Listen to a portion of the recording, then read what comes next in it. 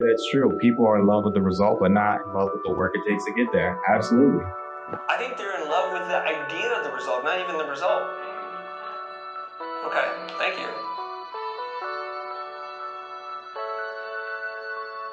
How many people feel that that's possible in America?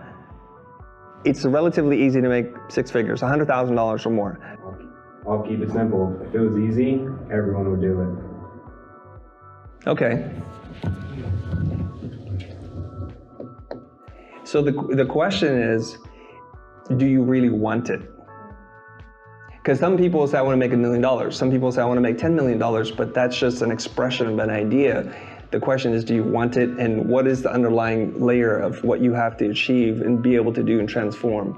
It's true, there's lots and lots of people in America, obviously, who are not making six figures. So we have to separate the people who really want it or who are just saying it, and then we kind of dive a little bit deeper, right? When we say easy, meaning there is plenty of resources for you to be able to make that. I'm going to set up the argument, and then I'd love to hear some counter opinions, okay? Recently, for the first time in my life, I was picked up by like a black car driver. He wasn't black, but it was a black car, and then there was a driver. And he picked me up from Pasadena and drove me to San Diego, and I was driving in his 7 Series BMW, one of those newer ones, having this whole conversation with him. And I assumed it was not his car, because what is a guy with a 7 Series BMW? I know it's expensive. It's probably $80,000 to $120,000, depending on the model and the accessories that you get with it. And he goes, no, it's my car. Relatively young guy. I want to say late 20s. The oldest, like barely 30. How is he able to buy a 7 Series BMW and to be able to drive? And we had this conversation. It was quite enlightening to me. So here's what this driver told me.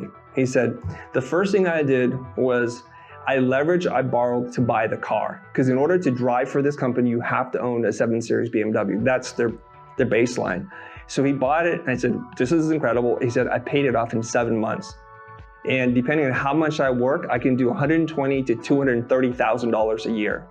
I thought that was pretty remarkable. This is an unskilled thing. Like, you can argue with me that it requires skill to drive a car, not to crash it, but other than that, most of you know how to drive. Most of you can go from point A to point B, get somebody there safely, right? And be polite. That's what these guys do. And so I wasn't 100% convinced until I took another driver back from San Diego to Pasadena, talked to him. He made even more money than the first guy. And he called the first guy lazy. He said he's only doing 120 is because he don't want it, right? And what I figured out, what I've learned is this, like, why or how is it possible these drivers can make so much money?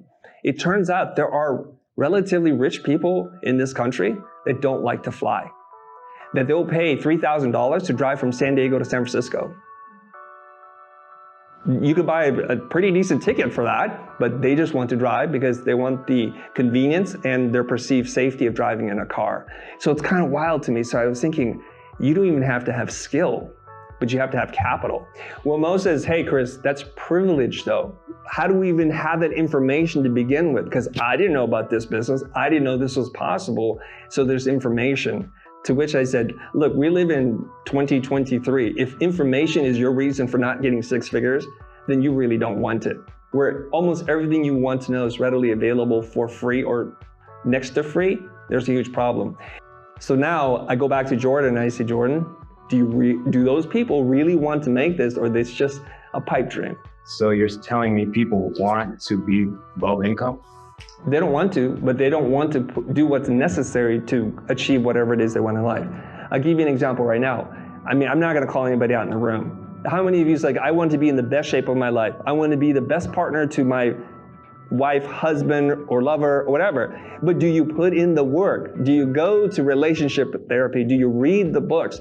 Do you hire coaches? Do you work on it actively, or you just say, I want it? And now we know the answer, right? Because not everybody here, including myself, is rocking a six-pack. Right? I'm working on it. I really am. Right? Mo clearly is not. I'm just messing around with you, Mo. This is where it gets violent. Semi-safe.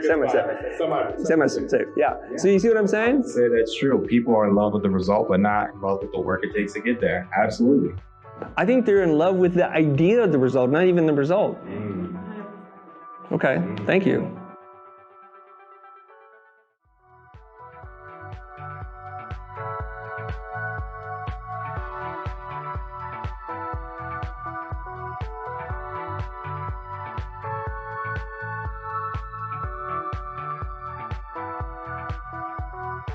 I just want to say, when he says safe space, he really means semi-safe space, because sometimes it gets violent. I'm just saying. And we can have fun. It's true, right? And we'll just go there.